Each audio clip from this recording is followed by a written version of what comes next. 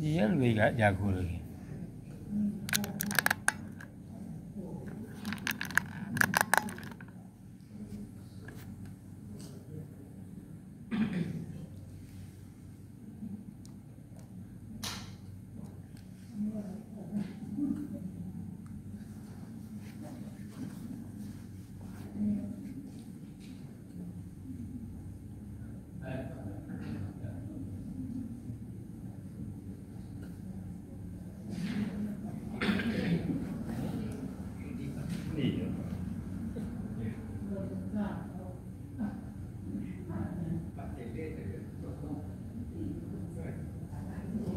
Apa mau duka lu?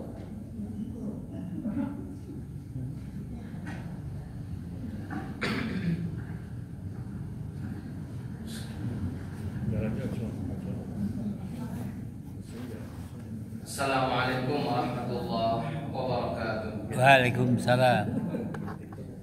Alhamdulillahirabbil alamin wal aqibatu lil muttaqin wa usalli wa usallim ala nabiyyina Muhammadin wa ala alihi wa ashabihi wa man tabi'ahum bi ihsanin ila yaumil amma ba'du. Para hadirin Bapak Ibu yang dirahmati Allah Subhanahu wa taala. Alhamdulillah atas kemudahan yang Allah berikan kepada kita semua. Kita bisa berubudiyah kepadanya di malam hari ini, kemudian menyisihkan sebagian waktu kita. Semoga waktu yang kita sisihkan, tenaga yang kita berikan itu bernilai pahala di sisi Allah Subhanahu wa taala. Kemudian salawat serta salam untuk Nabi kita Muhammad sallallahu alaihi wasallam. Semoga selalu tersampaikan kepada beliau, kepada sahabat beliau, kepada keluarga beliau dan orang-orang yang mengikuti jalan beliau. Para hadirin yang dirahmati Allah Subhanahu wa taala, seperti biasa di pekan pertama dan pekan ketiga, yaitu pekan-pekan ganjil, kita mengadakan kajian menjelang Isya. Sekarang pembahasan kita adalah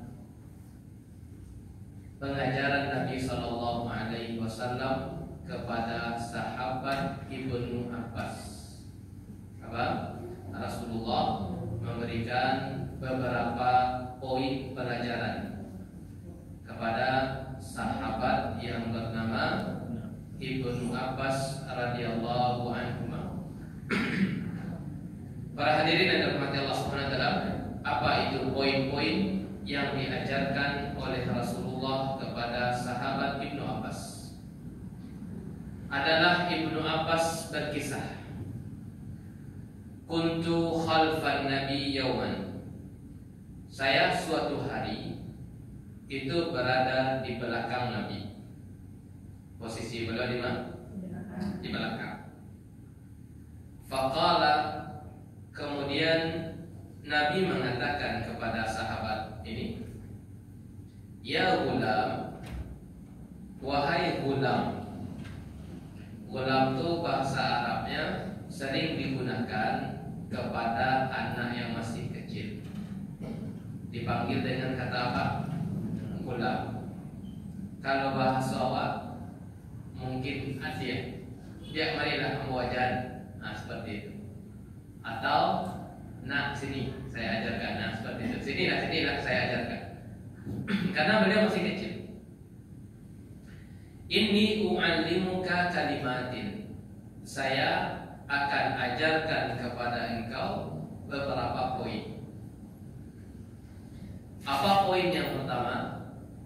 Wahai Ibnu Abbas, ihfazillah, jagalah Allah. Apa pesan pertama? Jaga Allah. Yahfazka, niscaya Allah akan menjagamu. Perbuatan hamba apa? Jagalah Allah. Bagaimana balasan dari Allah untuk hamba ini? Allah akan menjaga. Apa maksudnya menjaga Allah itu para hadirin? Kan kata Nabi apa? Jagalah Allah. Apakah Allah itu perlu dijaga? Tidak. Apa perlu dijaga? Karena Allah tersebut yang menjaga kita. La ta'khudhuhu sinatun wala naum. Kan itu Allah. Allah tersebut tidak merasa capek, tidak merasa panik, tidak merasa ngantuk, tidak tidur. Karena itu semua adanya pada kita. Panik itu sifat makhluk ya. Kantuk itu sifat makhluk. Sifat Allah bagaimana? La ta'khudhuhu sinatun wala naum wala yaquduhu hifdzuhuma wa huwal aliyyul azim. Allah itu tidak merasa panik mengurus sekian banyak makhluknya. Jadi apa maksudnya ketika Nabi katakan jagalah Allah, wahai Ibnu Abbas, engkau jaga syariat Allah dalam dirimu. Apa artinya? Jaga syariat Allah dalam dirimu. Praktekanlah syariat Allah itu dalam keseharianmu. Praktekkan syariat Allah itu dalam keseharianmu. Niscaya Allah akan menjaga engkau. Nah, para hadirin yang dirahmati Allah Subhanahu wa taala, syariat Islam tersebut itu mengacu kepada beberapa poin yang namanya syariat. Apa syariat Islam itu? Satu, segala yang Allah perintahkan itu bagian dari syariat. Apapun yang Allah perintahkan itu syariat apa itu? Apa contohnya? Salat tadi maghrib itu bagian dari syariat. Kalau ada orang yang menjaga yang tadi, insya Allah nanti akan kita lihat Allah akan menjaga dia dunia dan akhirat.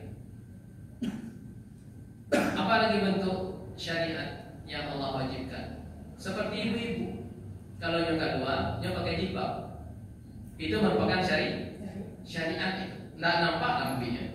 Ketika kedua itu merupakan syariat. Diamalkan dia sedang menjaga syariat dalam kehidupan sehari-hari. Apa yang Allah perintahkan? Banyak yang Allah perintahkan.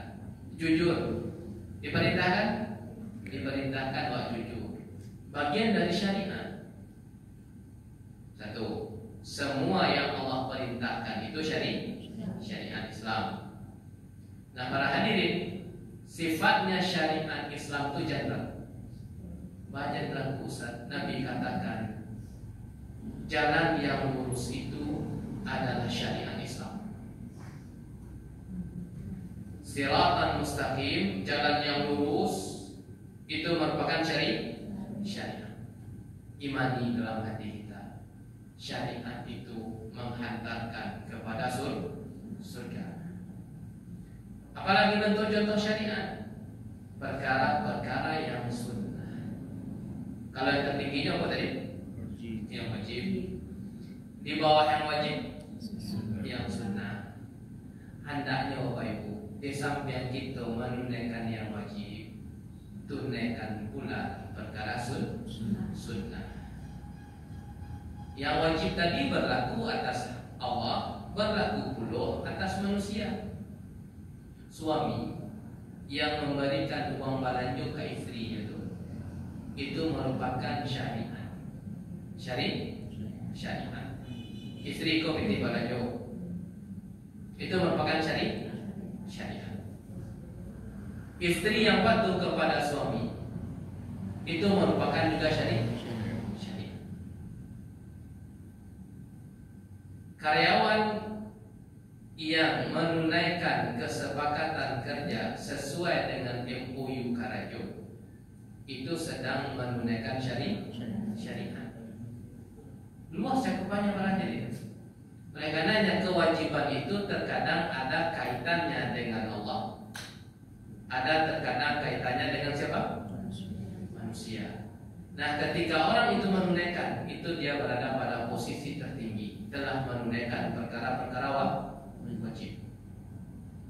Di samping itu, tunaikan pula lah yang namanya perkara sunnah. Apa itu perkara sunnah berarti?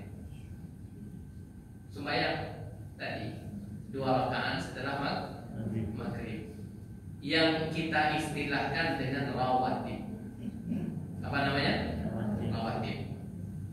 Rawatib itu setidak-tidaknya Bapak Ibu, itu usahakan untuk dijaga setidak-tidaknya 10 itu paling minim. Apa yang 10? Secara singkat, 2 sebelum subuh, 2 sebelum zuhur, 2 setelah zuhur, 2 setelah maghrib, 2 setelah isya. Itu 10. Setidak-tidaknya bertahanlah di situ. Memangnya ada yang lebih besar? Ada. Sebelum asar ada hampir. Sebelum zuhur hampir puluh. Tadi yang kita sampaikan apa? Setidak-tidaknya. Kok mepet mana waktu bapak ibu mepet dari ayat 10 kan jadi ditinggal. Kata kejahatan apa hadirin? Tidak. Kita yang harus mengontrol urusan dunia. Bukan kita yang diatur dengan urusan dunia.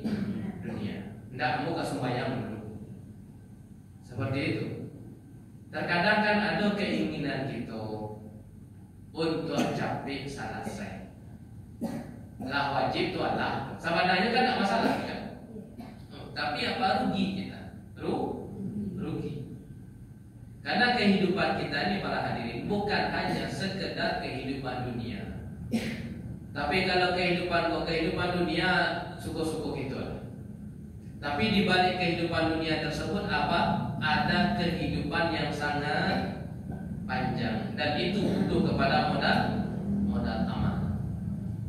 Jaga Allah berarti sama dengan menjaga perkara-perkara sunnah.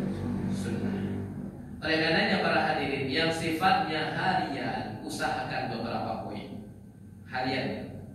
Yang pertama rawatib. Yang pertama apa? Rawatib. Minimal 10. Atau kita urutkan dari yang tertinggi lah. Itu adalah sholat malam. Sholat malam.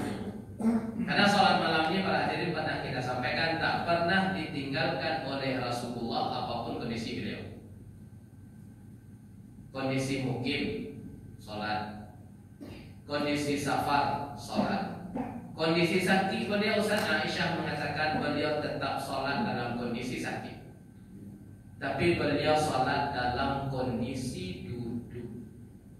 Para perhatian beliau terhadap sholat malam. Di bawah sholat malam adalah sholat rawatib. Kemudian yang ketiga itu adalah usahakan dijaga juga duha. Apa? Duha. 3. Para hadirin rasakanlah perubahan. Kemudian yang keempat rutinkan baca Al-Quran. Tidak mesti 1 halaman, tidak mesti setengah juz. Yang penting hubungan kita dengan mushaf itu sifatnya harian, jangan sifatnya tahunan, atau jangan sifatnya mingguan. Usahakan itu apa? Harian. Ustaz minta mamia mushaf jauh kadang mati nggak usah. Buka aplikasi yang ada di HP. Setelah zuhur bukan, atau setelah subuh bisa. Karena para hadirin insya Allah kita tersebut tak bisa lebih dari itu. Kalau keluar waktu ayat 3 pasti yang 3 HP. Iya kan? Pulang saja. Bahkan yang paling berharga dalam kita perjalanan tersebut kini cas HP. Cas HP ini kita mau tak? Ya penting sekarang. Oleh karenanya di dalam HP tersebut, kalau sekiranya terasa jauh untuk mengambil mushaf, silahkan dibuka aplikasi Al-Quran. Ada lihat? Ya. Rutin tersebut para hadirin merasakan perubahan. Pasti ada perubahan. Salat sunnah dijaga, Al-Quran dibaca. Kemudian yang terakhir yang harus diagendakan jangan sampai lupa adalah zikir. Zikir. Usahakan ini harian kita, harian. Nah, para hadirin dan rahmati Allah SWT, ini perkara yang wajib dan yang sunnah. Dan bagian dari syariat yang ketiga, bagian juga dari syariat itu adalah meninggalkan yang haram. Itu juga bagian dari syariat. Apa contohnya meninggalkan yang haram? Ditahan. Ku ada kawan lu ada di gibah, tapi ada ikut. Itu bagian dari apa? Menjaga syariat. Kira-kira para hadirin, jiwa awak tertarik nak bergibah? Sangat tertarik, sangat suka. Oleh karenanya untuk menahan itu butuh kepada perjuangan. Tarasu baik kadang tarasu baik. Namun para hadirin, ketika itu ditinggalkan dan berhasil kita tidak gibah, ketahuilah kita telah berhasil menjaga syariat dalam kehidupan kita sehari-hari. Bagaimana balasannya kalau ada orang yang seperti ini? Allah katakan, Nabi katakan tadi, yahfadka, Allah itu niscaya akan menjaga kehidupanmu. Orang yang menjaga syariat akan dijaga oleh Allah Subhanahu wa taala. Dijaga dalam perkara apa? Satu, dijaga dalam perkara urusan dunia. Kan kita sedang hidup di dunia sekarang ini. Allah akan menjaga. Bagi orang-orang yang menjaga syariat. Apa yang dijaga terhadap masalah urusan dunia terus? Di antaranya adalah Allah jaga fisik. Allah jaga kekuatan. Oleh karenanya orang-orang soleh sebelum kita berkisah, siapa yang menjaga Allah ketika masa kuatnya, maka Allah akan menjaga dia ketika dia masuk masa tua. Akan Allah jaga. Waktu muda para hadirin menjaga syariat, taat di atas hidup di atas ketaatan kepada Allah. Ketika dia masuk fase tua, ya kan yang namanya umur itu para hadirin kan ada tuh. Ada yang meninggal dalam kondisi hidup kan ya. Sampai puluhan orang umur meninggal. Lain. Terkadang ada orang yang masuk ke dalam fase tua. Nah biasanya para hadirin, fase tua tersebut itu sudah merupakan fase lemah. Namun ketika dia dahulu masa-masa kuat, dia tumbuh di atas ketaatan kepada Allah. Ketika usia tua tersebut, apakah Allah sia-siakan? Jawabannya tidak. Akan Allah jaga. Janji dari Nabi tadi, siapa yang menjaga Allah akan Allah jaga. Ketika dia masih hidup di atas dunia, meskipun umurnya tua para hadirin, akan Allah jaga. Karena yang namanya janji itu para hadirin pasti Allah wujudkan apabila terpenuhi syarat. Syaratnya apa? Jagalah Allah, hidupkan syariat Allah dalam keseharian. Sehingga para hadirin, orang tua tersebut terkadang masih kuat fisiknya, masih kuat, sudah puluhan masih kuat karena ketika dahulu. Sehingga sebagian ulama pun juga pernah berkisah, Imam Tabari atau ulama yang lain itu sudah umur 105 atau 102. Itu melompat. Ketika dia melompat, murid-muridnya tersebut itu berkata, wahai guru, engkau tidak khawatir ini patah-patah tulang? Engkau sudah umur 102 masih melompat. Apa kata imam ini? Dahulu kami menjaga Allah ketika kami kecil. Bahkan ibu kami, setiap kami masuk, dia bertanya, apa yang kau makan di luar tadi? Ketika apa yang kau makan tadi di luar? Kalau ibu kami tahu tersebut ada hal-hal yang kami makan yang tidak baik, ibu kami menyuruh memuntahkan. Luar biasa para hadirin. Sehingga inilah balasannya ketika kami masuk ke dalam usia tua, Allah sekarang yang menjaga kami. Dahulu kami yang menjaga syariat ketika kami masih kuat. Sekarang Allah yang menjaga. Para hadirin dan rahmat Allah SWT, bagaimana bentuk penjagaan Allah lagi? Bisa jadi Allah jaga keturunan-keturunannya. Oleh karenanya, orang tua yang soleh itu membawa keberkahan kepada keluarga. Mak yang soleh, bapak yang soleh itu membawa keberkahan kepada apa? Keluarga. Membawa keberkahan kepada anaknya, membawa keberkahan kepada cucu-cucunya. Itu berpengaruh. Sehingga yang di dalam surat Kahfi ayat 18 dikatakan, wa kana abuhuma salihah. Gulam ini, anak kecil ini, itu dijaga hartanya, dikasih. Kenapa demikian? Wa kana abuhuma salihah. Disebabkan orang tua ini, kedua anak ini orang tua yang soleh. Oleh karena yang tadi kita sampaikan, kesolehan seorang ibu dan bapak itu membawa keberkahan di dalam rumah tangga, akan berpengaruh, ditularkan kepada anak, dijaga sama Allah. Nah, para hadirin dan rahmat Allah SWT, ini kan proses dunia, ini proses dunia.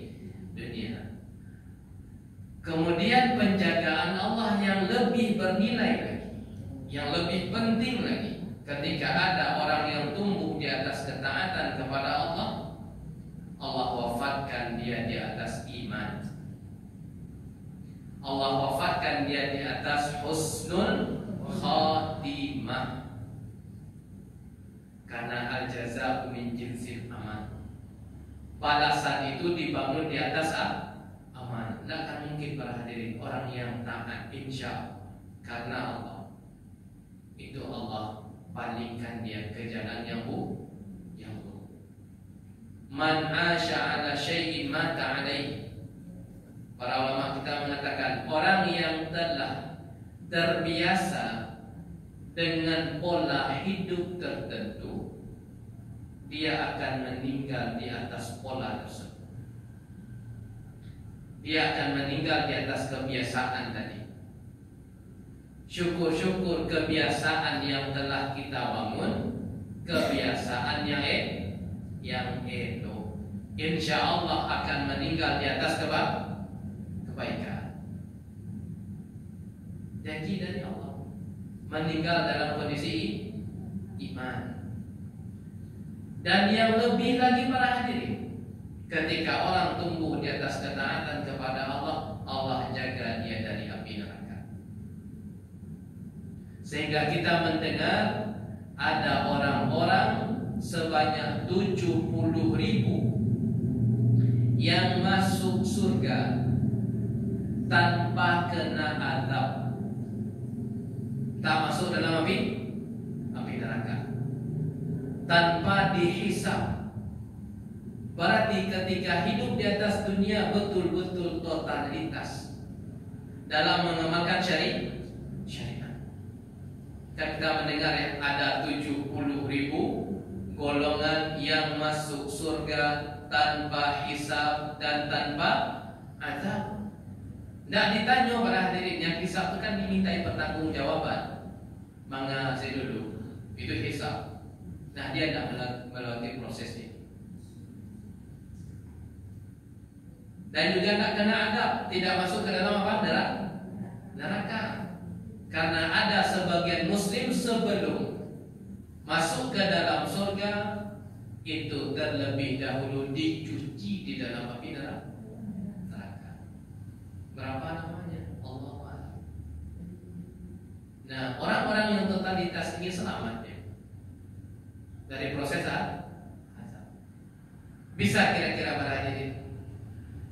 Jawabannya berusaha. Jawabannya apa?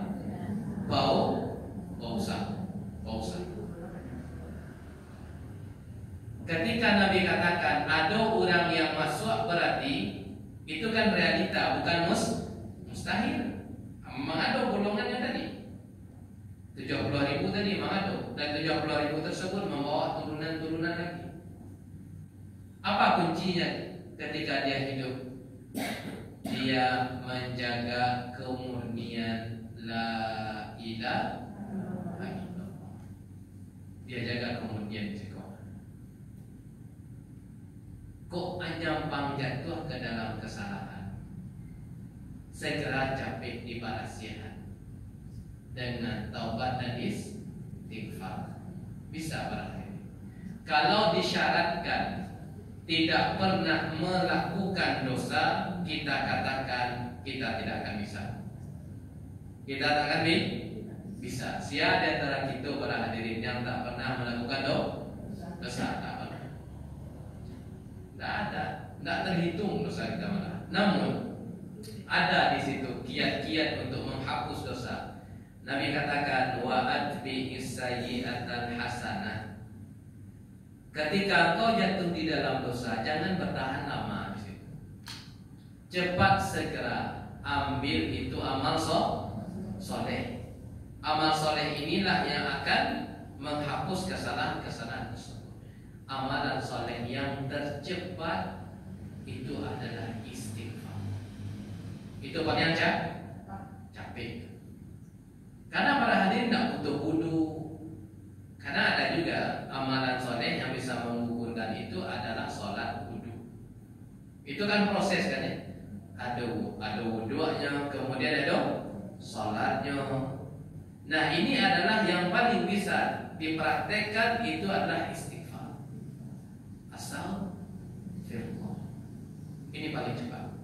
Nah para hadirin adalah rahmati Allah SWT. Itu pesan beliau yang pertama ya kepada sahabat Ibnu Abbas apa? Jagalah Allah. Maksudnya apa? Jaga syariat Allah dalam keseharian engkau. Apa balasannya? Allah akan menjagamu. Perkara dunia dan perkara akhirat. Masih ketik ibaratnya. Masih kecil sudah ditanamkan konsep-konsep agama.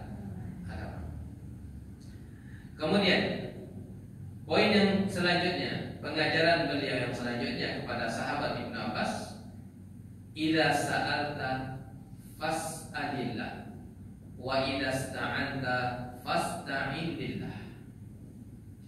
Wahai Ibnu Abbas, kalau engkau meminta, pernah kita meminta terakhir? Acuh. Bahkan meminta itu bagian dari kehidupan kita, tidak bisa terpisah. Nah, yang diajarkan oleh Rasulullah kepada sahabat Ibnu Abbas ini, itu adalah fondasi. Kalau engkau berharap, kalau engkau meminta, terlebih dahulu mintalah kepada Allah. Terlebih dahulu berharaplah kepada Allah. Meminta kepada muamalah kita sama manusia kan sering kita minta tolong ya, sering banget. Namun para hadirin, Nabi sedang mengajarkan jangan engkau bergantung kepada manusia. Jangan engkau bersandar kepada siapa manusia. Akan tetapi sandarkanlah kepada yang Maha As-Samad. Apa yang Samad? Tempat bergantung. Qul huwallahu ahad, Allahus samad. Oleh karenanya para hadirin, masing-masing kita punya problem. Masing-masing kita punya masalah dan kebutuhan. Kasihan dia Tuhan pertama kali. Kata Rasulullah ke sahabat Ibnu Abbas kasihan kepada Allah. Ustaz kawan yang butuh Ustaz payah pada minta utang. Lah hancur ditagih. Pernahkah kita berdoa kepada Allah, ya Allah mudahkan hati yang untuk bayar hutang kepada saya? Ini yang diamalkan. Kan pesan tadi apa? Minta terlebih dahulu kepada Allah. Karena yang menggerakkan hati itu siapa? Allah. Hati itu balado di jemari-jemari Allah. Allah pula banyak. Apa masalah ini? Anak itu susah bana ada urusan. Masalah sama gitu? Masalah. Amalkan hadis ini. Ketika engkau berharap minta pertolongan terlebih dahulu kepada siapa? Kepada Allah. Ya Allah, mudahkan anakmu. Ya Allah, mudahkanlah cucumu. Kan seperti itu salah satu redaksi doanya Nabi Ibrahim. Apa kata Nabi Ibrahim? Rabbi habli minas salihin. Ya Allah, berikanlah saya karunia keturunan yang saleh. Meminta dulu kepada Allah berarti. Apa hajat doa? Sehingga Nabi katakan, liyas'al ahadakum hajatahu kullah. Adukan hajat kalian itu kepada Allah satu alam. Hatta sya'sana alaih, sampai-sampai tali sandal kalian yang putih kan butuh di kabeh melihat tuh, disambung. Kalau orang dahulu menyambung berada di. Kalau kini mungkin kalau dah putih tanpa dibuang dia. Kalau dahulu bagaimana? Kalau putih dari sandal tadi di kabeh melihat, atau dicari sepaku kan ya? Di pakuan yang di situ atau di samping. Kalau gini yang tips kayak gitu tidak berlaku untuk orang ini berarti. Putih atau dibuang atau putih yang dibagi baru. Iya, karena Nabi mengajarkan sampai-sampai tali sandalmu yang putus tersebut ikut sertakan ke dalamnya tersebut Allah Subhanahu wa Ta'ala. Hajat sadwalah. Namun ketika meminta hajat ada aturannya. Jangan juga sampai melampaui batas. Contohnya apa contoh? Contoh kendaraan atau contoh rumah. Ya Allah, mudahkanlah hamba dapat rumah ukuran 3 balik kali 2 balik, kamarnya 2, dapur posisinya di situ. Itu ya tak boleh.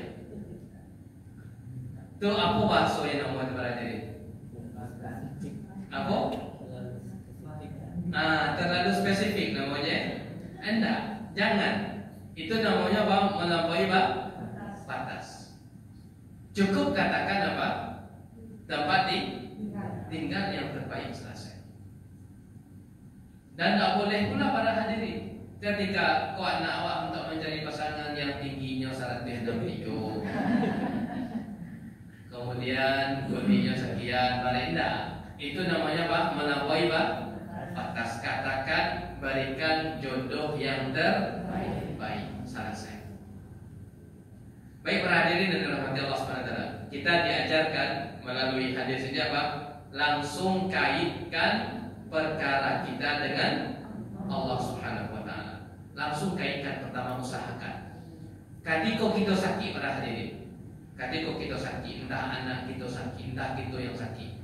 Langsung hendaknya terkonek dengan Allah. Tidak terhubung dengan apa pertama kali? Tidak terhubung, usahakan pertama kali dengan manusia. Meskipun ada tim-tim spesialis yang akan bisa mengobati, namun terhubung pertama kali dengan siapa? Dengan Allah. Karena para hadirin, kalau Allah berikan kesembuhan, bakum puawana orang-orang hebat tak akan terjadi itu kesembuhan. Sehingga nama Allah salah satu babnya apa? Asy-Syafi, Zat yang maha menyembuhkan. Baik, pengajaran yang ketiga. Ini tentang masalah takdir, wahai Ibnu Abbas. Tentang masalah apa? Takdir. Masing-masing kita sudah punya takdir? Sudah. Bagaimana takdir? Nabi SAW memberikan contoh kepada sahabat Ibnu Abbas itu. Wahai ketahuilah wahai Ibnu Abbas, annal ummah, anda sekiranya satu umat, bukan 2 orang ya, tapi umat. Banyak atau sedikit? Banyak. Bagaimana umat ini?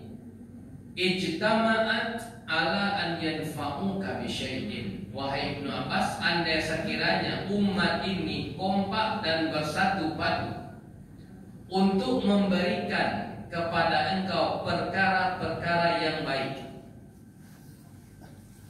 Dia bersatu untuk memberikan apa? Perkara yang baik. Lan yanfa'uka, itu tidak akan bisa terwujud. Illa bisyai'in qad katabahu Allahu laka, kecuali perkara tersebut telah Allah tuliskan untuk engkau. Contoh para hadirin, bisa jadi orang tua mengirimkan randang untuk anak, lah dikirim. Tapi kalau Allah berkehendak lain, tidak sampai serandang tersebut ke tujuan. Telah Allah tulis di situ. Allah turunkan juga sebabnya. Entah itu hilang, entah itu kebakaran, macam-macam. Oleh karenanya keinginan manusia tersebut berada di bawah keinginan Allah. Kau pakainya orang sadolahi para hadirin, apa yang Allah katakan iya pasti terjadi, meskipun orang tidak mau. Itu salah satu makna dari nama Allah yang bernama Al-Aziz, yang Maha Perkasa. Kemudian itu kan perkara-perkara yang baik tadi itu. Sekarang Nabi contohkan yang kedua, perkara yang buruk. Bagaimana? Wa ini jitama'u ala ayaturuka, andai sekiranya umat tersebut bersatu dia untuk memberikan perkara-perkara yang buruk untukmu, untuk mencilakukan. Bukan satu dua yang bersepakat, tapi apa? Satu umat ini. Apakah itu bisa terjadi? Lam yadurruka, tidak bisa gagal. Illa bisyai'in qad katabahu Allah lak, kecuali perkara tersebut telah Allah tuliskan. Berarti yang diatik tidak bisa ubah. Itu telah ubah. Kenapa demikian? Nabi katakan rufi'atil aqlam, pena untuk menulis takdir tersebut telah diangkat. Ala salah saya. Wajafatis suhuf, dan lembaran-lembaran telah kering. Pena dan jangkit lembaran telah kering. Itu yang namanya takdir. Kapan rampungnya takdir masing-masing kita ini, Ustaz? Rampung takdir itu telah tuntas penulisan takdir kita masing-masing para hadirin. Mulai dari bahagia, mulai dari lapang, mulai dari sempit, mulai dari mana ini, dan seterusnya. Kapan itu selesai? 50.000 tahun sebelum penciptaan langit dan bumi. Bukan 50.000 tahun sebelum penciptaan manusia ya, bukan. Tapi apa? 50.000 tahun sebelum penciptaan langit dan bumi, takdir kita sudah selesai. Telah rampung takdir awal. Di muabara sampai muabara telah selesai. Bara jatah rasa kio ala salah selesai. Kan itu yang ditulis ketika seseorang itu berada dalam perut ibunya. Dia bahagia telah tertulis detik. Kalau model itu Ustaz, mengawak berarti karena tertulis. Ranah kita itu adalah usaha. Apa ranah kita? Usaha. Itu ranah awak. Jatah awak terhadap takdir mah usaha awak. Kemudian kita serahkan hasilnya. Hasil tersebut sesuai dengan keputusan yang diatik. Oleh karenanya Bapak Ibu, tidak benar pula secara 100% ungkapan orang yang mengatakan apa kicanya? Usaha itu tidak mengkhianati hasil. Usaha tidak mengkhianati hasil tak tapi secara 100%. Iko para dari hadis yang mau baca tadi. Wa kumpu orang sadolah untuk memberikan manfaat. Indah akan bisa terwujud kecuali atas izin Allah. Usaha koyo itu. Lah kumpu semua manusia. Adakah usaha yang lebih para hadirin di mana seluruh umat berkumpul? Tidak ada. Itu usaha yang paling tinggi. Apakah itu bisa terjadi?